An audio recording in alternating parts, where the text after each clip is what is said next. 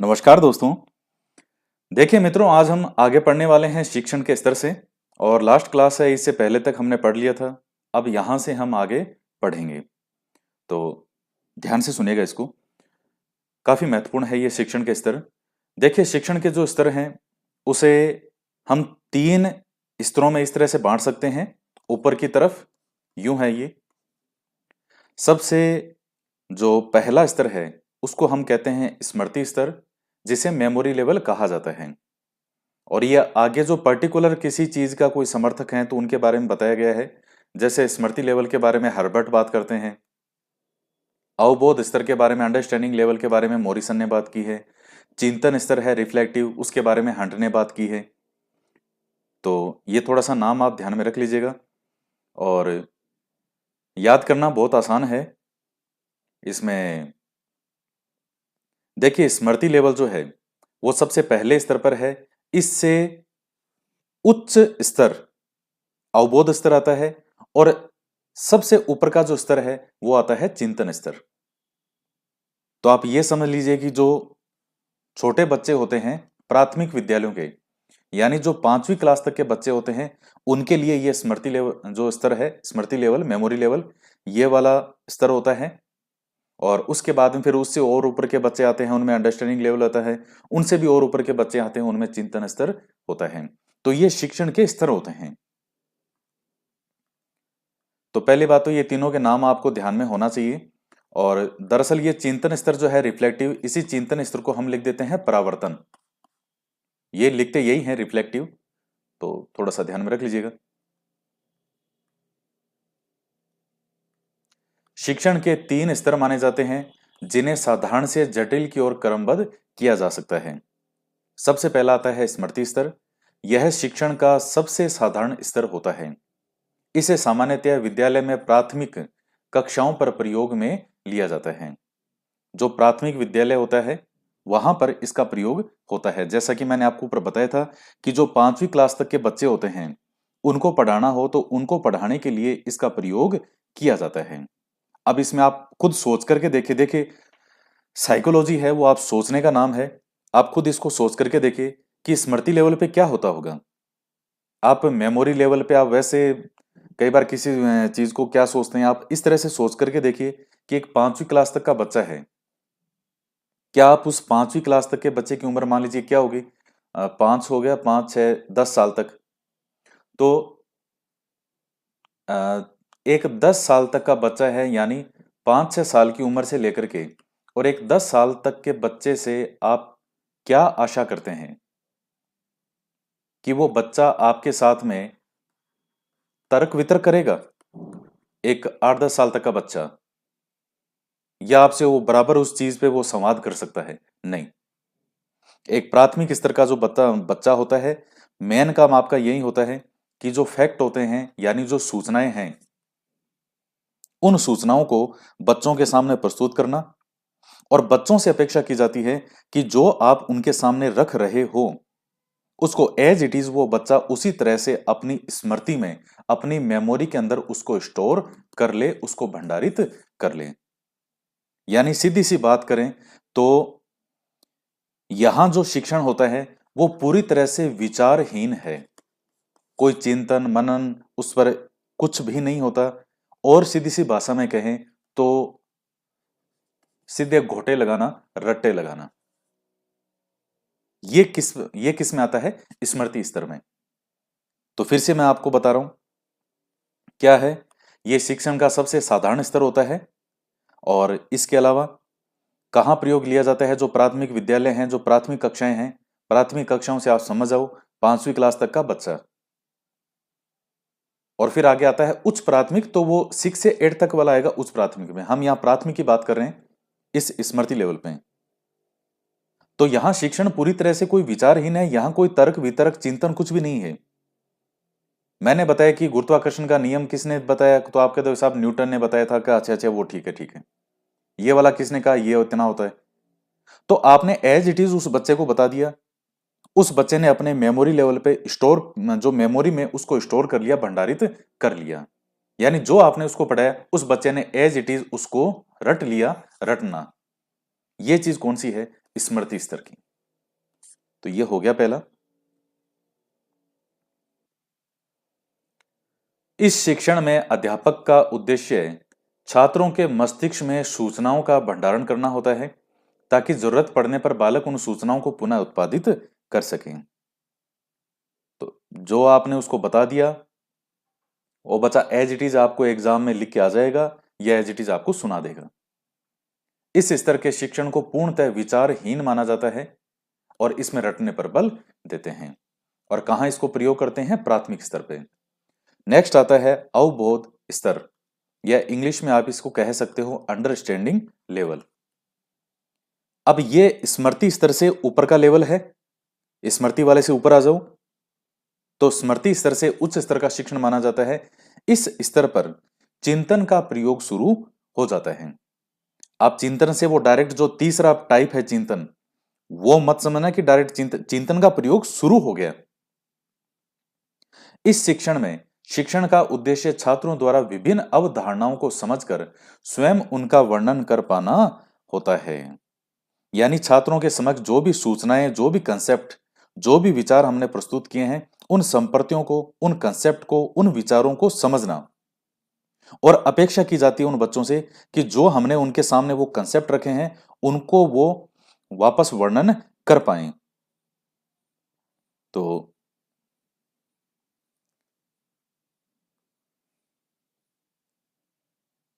सामान्यतया ये कहां प्रयोग होता है? उच्च प्राथमिक और सेकेंडरी तक इस शिक्षण का प्रयोग होता है। यानी 10वीं क्लास तक, 6 क्लास से लेकर के और 10th क्लास तक जो है वो कौन सा लेवल आ जाता है? सेकंड लेवल आ जाता है अवबोध स्तर। तीसरा आता है चिंतन स्तर, जिसको इंग्लिश में आप कहते हो रिफ्लेक्टिव लेवल। यह शिक्षण सबसे जटिल माना जाता है। यह शिक्षण का उच्चतम स्तर होता है। सामान्यतया इस शिक्षण में छात्रों को अत्यधिक सक्रिय रखा जाता है। तो यहां जो है विद्यार्थी जो होते हैं उनको काफी एक्टिव इसमें रखा जाता है। तो शिक्षण सबसे जटिल माना जाता है। और यह मुख्यतः जो चिंतन स्तर वाला है ये कौन सा होता है? समस्या केंद्रित। कोई भी समस्या होती है, कोई प्रॉब्लम होती है, उस सेंटर्ड बेस्ड ये स्तर होता है। और इसमें छात्र जो होते हैं वो सिद्धांतों को ना केवल समझते हैं, ना केवल प्रयोग करते हैं, बल्कि उन पर चिंतन भी करते हैं। आलोचनात्मक चिंतन जिसको आप कहते हो। देखिए आप इस दूसरे वाले में और तीसरे वाले में कंफ्यूज मत होना। सेकंड में चिंतन का प्रयोग शुरू हो जाता है, लेकिन एक समस्यात्मक लेवल पे आप किसी को समस्या दे दो कि इस समस्या को सोल्व करके बताओ, किसी भी विषय का आलोचनात्मक जो है परीक्षण वो करें, तो वो एक सेकेंडरी स्तर तक नहीं होता है, वो चिंतन स्तर पे। फिर ये जो थर्ड लेवल है, 10th से ऊपर के जो बच्चे आएंगे वो फिर धीरे धीरे इसमें आने लग जाते हैं। तो जैसे जो बच्चे हैं वो, उनको जो सीखे गए फैक्ट हैं उनकी जांच की जाती है, उनके आधार पर नए तथ्य खोजे जाते हैं। और सृजनात्मकता वो यहां आपको देखने को मिलती है, नवाचार देखने को मिलते हैं। तो ये कई चीजें हैं इसमें।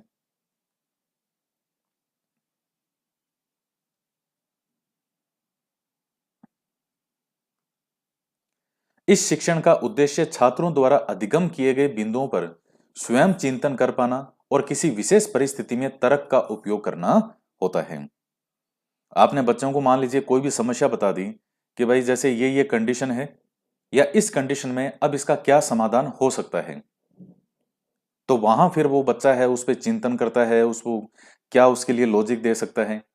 तो 10th से ऊपर के जो बच्चे हैं वो फिर इसमें शामिल होते हैं। यह शिक्षण सामान्यतया उच्च माध्यमिक और अन्य उच्च शिक्षण कक्षाओं में उपयोग लिया जाता है, यानी 11th 12th और कॉलेज। इस शिक्षण में छात्रों के मध्य वाद विवाद, समूह परिचर्चा, प्रश्नोत्तरी, प्रायोगिक कार्य स्वयं करने की छूट देना, ये सब चीजें इसमें शामिल की जाती है। तो ये ध्यान रखिएगा।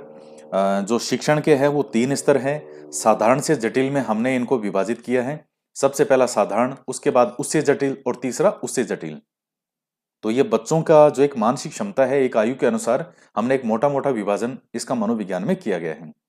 सबसे निम्न स्तर पे आता है स्मृति लेवल, मेमोरी लेवल, उसके ऊपर आता है अंडरस्टैंडिंग लेवल, और तीसरे नंबर पे सबसे ऊपर आता है रिफ्लेक्टिव लेवल। तो ये है मेन पॉइंट इसमें। तो मेन चीजें यही है। अब बाकी इसकी व्याख्या करने को चाहिए आप 2 घंटे इसे एक चीज पे भाषण दे दो, दुनिया के उदाहरण दे दे के, लेकिन मेन चीज यही है। और ये चीजें समझ में आपके आ गई होगी कि 3 है, और उन्हीं 3 में से वो क्वेश्चन आपसे पूछेगा। इसके बाद में आता है शिक्षण हेतु योग्यता क्या क्या होनी चाहिए। सबसे पहली है विषय संबंधी योग्यता, शिक्षण विधियों संबंधी योग्यता, शिक्षण व्यवहार संबंधी योग्यता, और कक्षा कक्ष समस्या समाधान संबंधी योग्यता। तो अब ये क्या क्या है, अब इन सभी पॉइंट को हम देख लेते हैं। सबसे पहला है विषय संबंधी योग्यता। एक योग्य अध्यापक, ये एक के ऊपर बिंदी नहीं है, ये कोई डॉट ऐसे ही मेरे से लग गया होगा।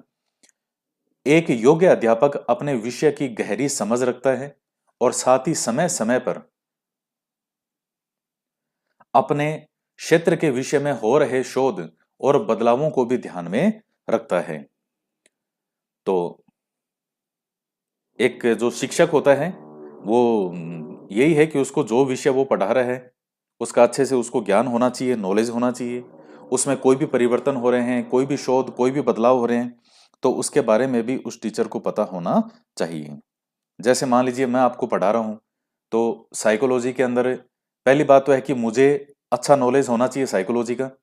दूसरी बात, साइकोलॉजी के अंदर अभी जैसे किस तरह के एग्जाम में क्वेश्चन आते हैं, क्या होता है, किस तरह के क्वेश्चन जो है वो परीक्षा में पूछे जाते हैं अलग अलग एग्जाम में, आपके इन टॉपिक से रिलेटेड कौन कौन से प्रश्न पिछले वर्षों में भारत के सभी एग्जाम में अलग अलग एग्जाम में पूछे गए हैं, तो वो चीजें मेरे ध्यान में होनी चाहिए। ऐसा नहीं है कि मुझे केवल साइकोलॉजी का ज्ञान है और मैंने आपका सिलेबस देखा और पढ़ाना शुरू कर दिया, उसके साथ साथ बाकी चीजें क्या चल रही है, नए नया किस तरह का क्वेश्चन आ रहा है, कोई नया क्वेश्चन पूछा हो जो पहले मैंने भी कभी, मेरे आज तक कभी ध्यान में नहीं है, किसी पुस्तक में नॉर्मली नहीं है, कोई एक अलग हटके पूछा हो, तो वो भी मेरे ध्यान में आ गया कि अच्छा अच्छा ये भी है, चलो ये भी पॉइंट एक ध्यान में रखो तो रख लेना। तो ये होता है शिक्षक का। दूसरा, शिक्षण विधियों संबंधी योग्यता। एक योग्य अध्यापक विभिन्न प्रकार की शिक्षण विधियों से परिचित होता था, या होता है, इसको होता है कर दूं, तथा विभिन्न शिक्षण विधियों की उपयोगिता को समझता है। इसके अलावा किसी विशेष प्रकरण के अध्यापक है तो कौन सी विधि उपयुक्त होगी यह भी समझता है। शिक्षण विधि के दौरान, शिक्षण विधि के चुनाव के दौरान छात्रों की जरूरतों को अवश्य ध्यान में रखता है। तो शिक्षण की विधियां कौन कौन सी हो सकती है, मेथड अलग अलग होते हैं, सब टीचर के पढ़ाने के तरीके अलग अलग होते हैं। आप साइकोलॉजी के अंदर आपके जैसे शिक्षण विधियां भी आती है कि कौन कौन सी शिक्षण विधि हो सकती है। तो अब जैसे मुझे पता है कि मैं किन किन तरीकों से आपको शिक्षण कार्य करवा सकता हूं, तो किसी विशेष प्रकरण के अध्यापन हेतु कौन सी विधि उपयुक्त होगी यह भी जरूरी है। अब यही मान लीजिए, अगर मैं राजस्थान की ज्योग्राफी आपको पढ़ाऊं या इंडियन ज्योग्राफी पढ़ाऊं, राजस्थान हिस्ट्री पढ़ाऊं, तो निश्चित रूप से उसमें मैं मैप का प्रयोग भी करूंगा। या जो भी मेरे कोर्स चल रहे हैं दूसरे, तो अगर राजस्थान ज्योग्राफी चल रही है तो वहां 100% मैप का प्रयोग होगा। हर वीडियो के अंदर पूरा मैप के माध्यम से कौन सी नदी कहां से निकली, इंडियन ज्योग्राफी पढ़ाई जाएगी। इंडियन ज्योग्राफी के अंदर जो है सारे मैप के माध्यम से हम देखेंगे कि कौन सा भौतिक प्रदेश कहाँ है, कौन सी नदियां कहां से निकलती है। अब वो क्या है वहां पे, उस सब्जेक्ट के अकॉर्डिंग क्या उसके लिए बेस्ट हो सकता है समझाने के लिए कि मैप का प्रयोग भी होना चाहिए, तो वहां मैप का प्रयोग हो जाएगा। और यहां शिक्षण विधियां, आप जैसे साइकोलॉजी पढ़ा रहा हूं, तो जो दैनिक जीवन से जुड़ी हुई चीजें हैं उनके उदाहरणों को देना ताकि आप वो चीज समझ पाओ, तो उसका प्रयोग मैं यहां करता हूं। तो शिक्षण विधि सब्जेक्ट के अनुसार और किस तरीके से उसको अच्छे से समझाया जा सकता है उसके अनुसार होता है। और शिक्षण विधि के चुनाव के दौरान छात्रों की जरूरतों को भी अवश्य ध्यान में रखना होता है। हालांकि ये वैसे विद्यालय के संदर्भ में वहां है। अब जैसे मान लीजिए ऑनलाइन स्कूल के अंदर टीचिंग हो रही है कि अब ऑनलाइन ही करवाएंगे, लेकिन बच्चे जो है उनके पास में मोबाइल ही नहीं है, या कोई बच्चे आर्थिक रूप से वहां विद्यालय के अंदर पढ़ रहे हैं, उनके माता पिता भी इतने निर्धन हैं कि वो बच्चों के लिए मोबाइल नहीं ला सकते। कम से कम 8-10 हजार तो लगते ही हैं एक ढंग के फोन के। तो वहां फिर वो कौन सी शिक्षण विधियों का उनको प्रयोग करना पड़ेगा, क्योंकि ऐसी समस्याएं अभी कोरोना काल में आई थी कि कई विद्यालयों ने ये जो शुरू कर दिया ऑनलाइन। अब सारे जो पेरेंट्स थे वो सब एफोर्ड्स नहीं कर सकते थे नया फोन, तो इसलिए वो छात्रों की जरूरतों को, ये मैंने आपको एक उदाहरण बताया है। बाकी मैं किसी भी शिक्षण विधि का प्रयोग कर रहा हूं तो उसमें विद्यार्थियों की जो जरूरतें हैं उसको भी ध्यान में रखा जाना चाहिए। शिक्षण व्यवहार संबंधी योग्यता, शिक्षक का अपने छात्रों के साथ व्यवहार भी उसकी योग्यता का मापदंड होता है। वह शिक्षक जो छात्रों के साथ सकारात्मक तथा प्रेम पूर्वक व्यवहार करता है, उनकी जरूरतों और समस्याओं को समझता है, प्रत्येक छात्र पर व्यक्तिगत ध्यान देता है तथा स्वयं एक आदर्श व्यवहार अपनाता है, निश्चित ही एक योग्य अध्यापक होता है। तो जो योग्य एक शिक्षण व्यवहार संबंधी योग्यता है, देखिए कोई टीचर अगर क्लास में आ रहा है और हमेशा भयंकर गुस्से में भरा हुआ आता है और आते ही बच्चों के चार लगा दी, दो इसको पीटा, दो इसको पीटा और पढ़ा के चला गया। और एक टीचर है जो छात्रों के साथ सकारात्मक और प्रेम पूर्वक व्यवहार करता है, तो ये और उनकी समस्याओं को सुनता है, समझता है, प्रत्येक छात्र पर व्यक्तिगत ध्यान देता है, स्वयं एक आदर्श व्यवहार अपनाता है, तो निश्चित ही वो एक योग्य अध्यापक होता है। आप भी कल को विद्यालय में अध्यापक बनेंगे, आप जाएंगे, तो आप किस तरह से वहां अपना व्यवहार रखते हैं वो बहुत मायने रखता है। तो अब जैसे हम भी बच्चे थे, पढ़ते थे स्कूल में, तो कई टीचर ऐसे थे जो आज भी हमको बहुत अच्छे रूप में याद है कि ये हमारे सर कितने अच्छे होते थे, ये मैडम कितने अच्छे से पढ़ाते थे, कितने अच्छे से बात करते थे। और कई टीचर ऐसे भी होते थे, उनको कोई मतलब नहीं होता था, वो बिल्कुल न्यूट्रल होते थे, उदासीन प्रवृत्ति के।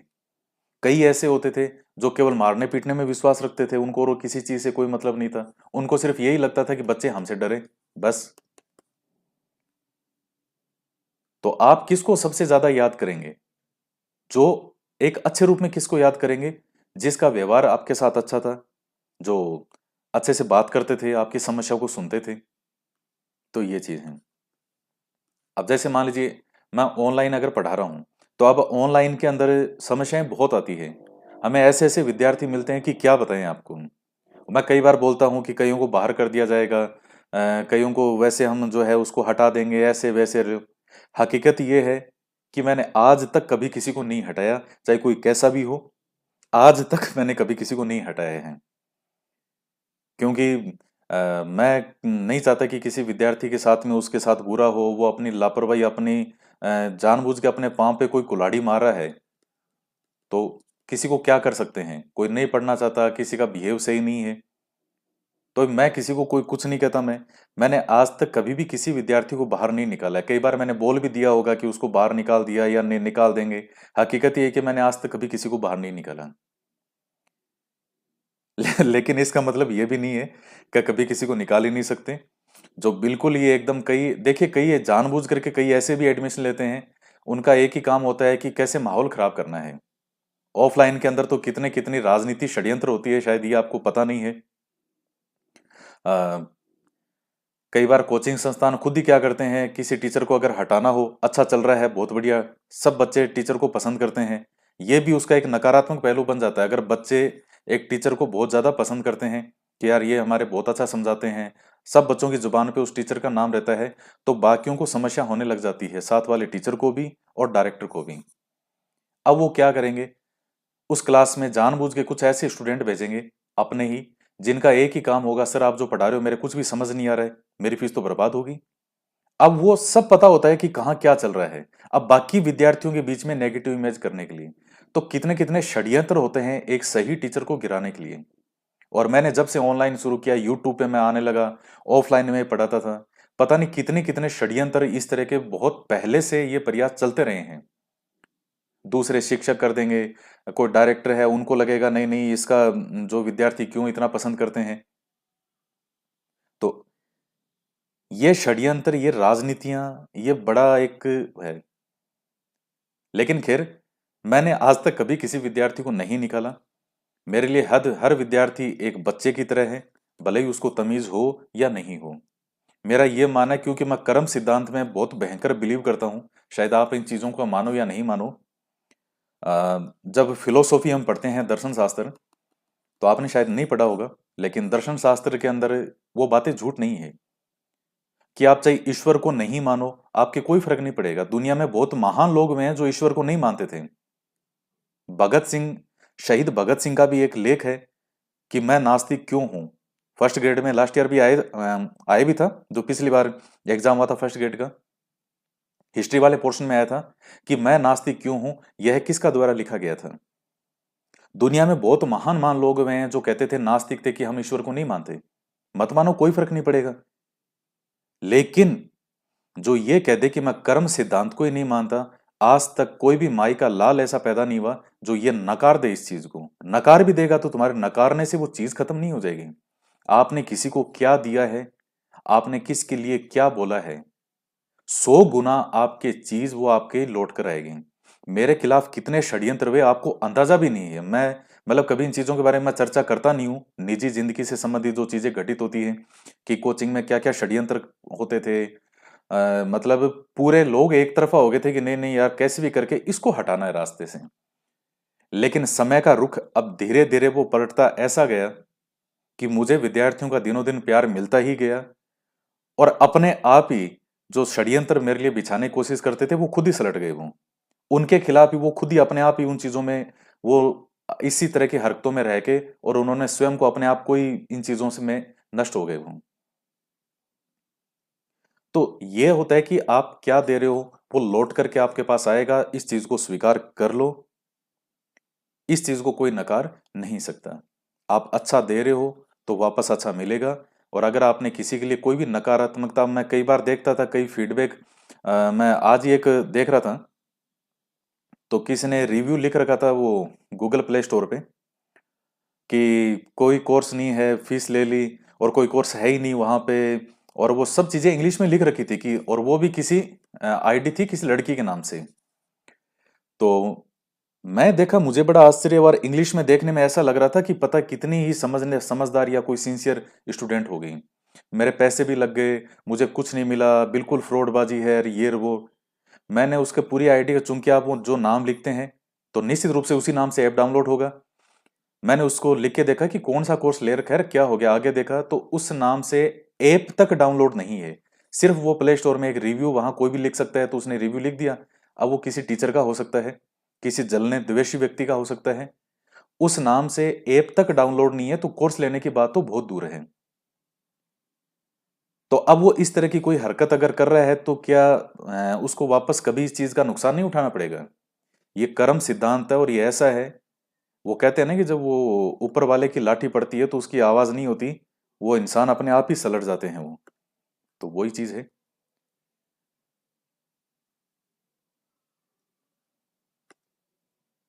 इसलिए जीवन में जो कर्म है उसको हमेशा अच्छे रखिएगा। मैं आपको एक और उदाहरण और दे देता हूँ। मैंने शायद पहले भी कभी कर्म सिद्धांत पे चर्चा की है। आप देखते हैं कि कोई व्यक्ति, किसी बच्चे का जन्म बहुत धनवान परिवार में होता है, बहुत अच्छे माहौल के परिवार में होता है। ये सब चीजें उसके पिछले जन्म के कर्मों पर आधारित है। वो पिछले जन्मों में कर्म अच्छे रहे होंगे, तो निश्चित रूप से किसी अच्छे घर परिवार में उसका जन्म हुआ है।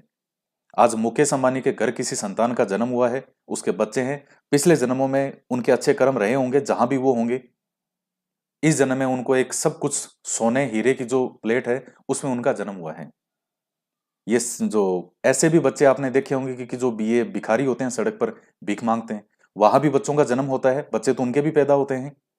वहां जो बच्चा जन्म लेगा उसकी क्या जिंदगी होगी, और एक बच्चा मुकेश अंबानी के घर जन्म लेगा उसकी क्या जिंदगी होगी, आप खुद सोच सकते हैं। ये चीजें हैं क्या? ये कर्म सिद्धांत ही है। मैं तो उस स्तर तक इन चीजों में जा चुका हूं जहां आप नहीं सोच सकते कि जीवन क्या है। तो इसलिए मैं जो कह रहा हूं तो उसको मान लो, नहीं मानो तो मत मानो। मेरा कुछ नहीं जाएगा, जाएगा तो फिर जिसका जाना है उसी का जाएगा।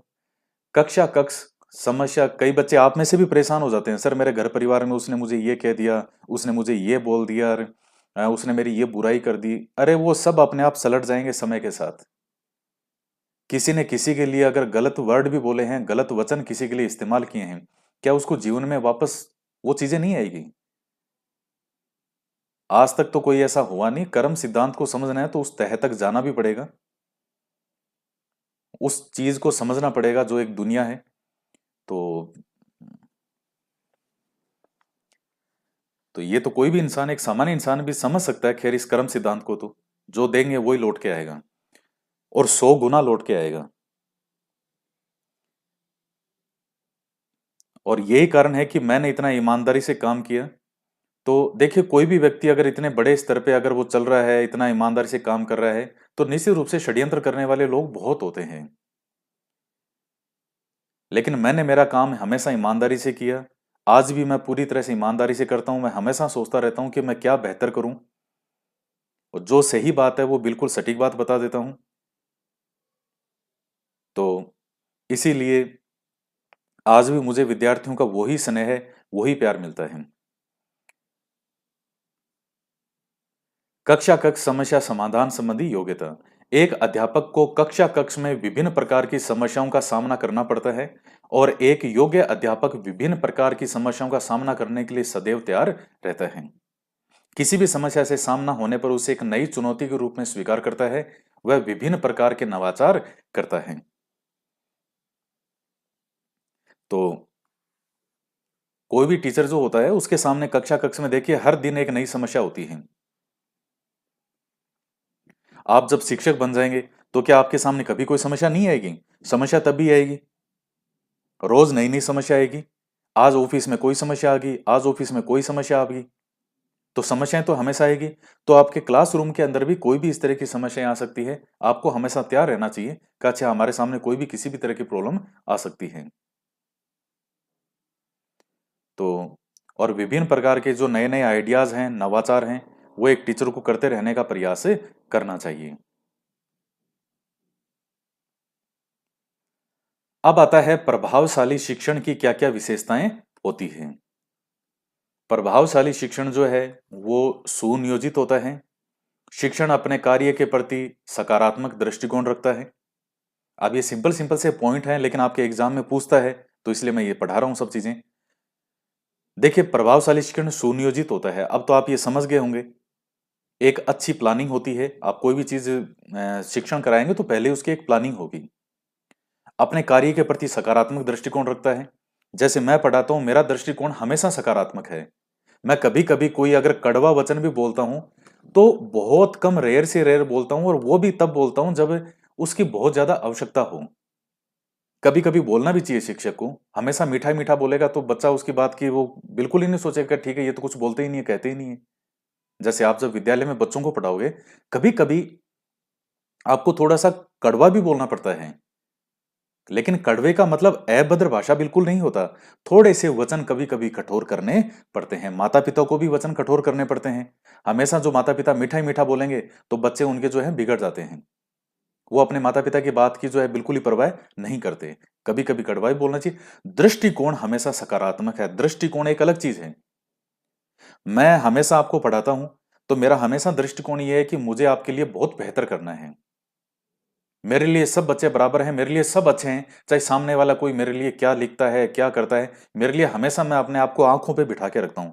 मैं मेरे हर स्टूडेंट को हमेशा आंखों पे बिठाता हूं। सब मेरे लिए ऊपर हैं, चाहे उसमें कोई कैसा भी हो, लेकिन मेरे लिए सब ऊपर हैं। तो ये एक सकारात्मक दृष्टिकोण होता है अपने कार्य के प्रति। तभी आप उस कार्य में जान डाल पाओगे। कार्य में जान आएगी कहां से?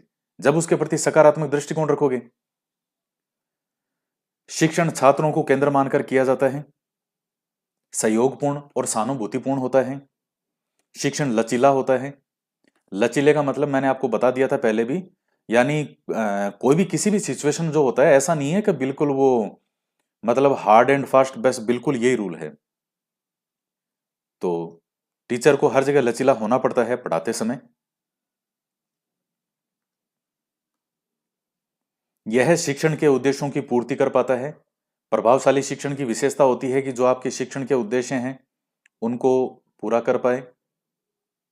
छात्रों की व्यक्तिगत विभिन्नताओं को ध्यान में रखकर शिक्षण करवाया जाता है। ये मैंने आपको बताया था। और बाकी जैसे इस शिक्षण में छात्रों का सक्रिय सहयोग लिया जाता है। छात्रों में विषय के प्रति रुचि उत्पन्न की जाती है। छात्रों की जिज्ञासा का पोषण होता है। ये पहले भी हमने चीजें पढ़ी है, बस वही घूम फिर के प्रभावशाली शिक्षण के अंदर ये दोबारा आ गई। छात्रों की सृजनात्मकता को बढ़ावा दिया जाता है।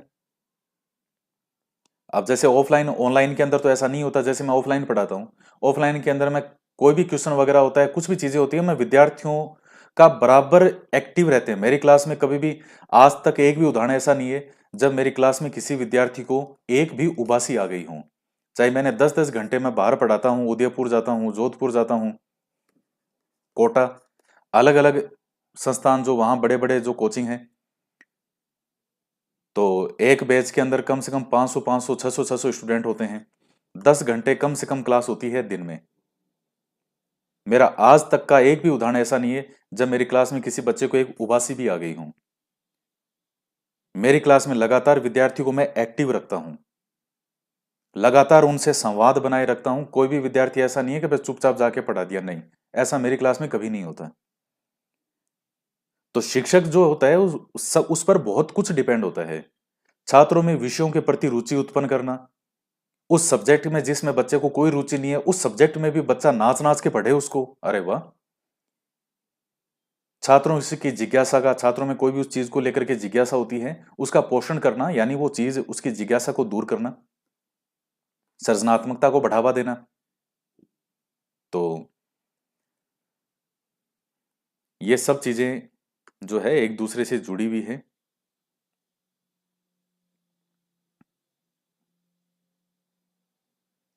उसके बाद है अभ्यास तथा दोहरान को भी शामिल करना और बालकों को वास्तविक जीवन से संबंधित कर शिक्षण करवाना। तो ये चीजें हैं। तो एक प्रभावशाली शिक्षण की भी ये विशेषताएं होती है, तो आप इनको ध्यान में रख लीजिएगा कि अभ्यास जैसे बार बार रिवीजन वगैरह करना है, या वास्तविक जीवन से जोड़ करके और शिक्षण कार्य करवाना। तो ये प्रभावशाली शिक्षण वाला जो है ये आपका इसमें कंप्लीट होता है। और आगे और जो नेक्स्ट क्लासें होगी हम इसको और आगे कंटिन्यू करेंगे। तो आज की वीडियो में इतना ही। तो मिलते हैं नेक्स्ट वीडियो में। जय हिंद, जय भारत।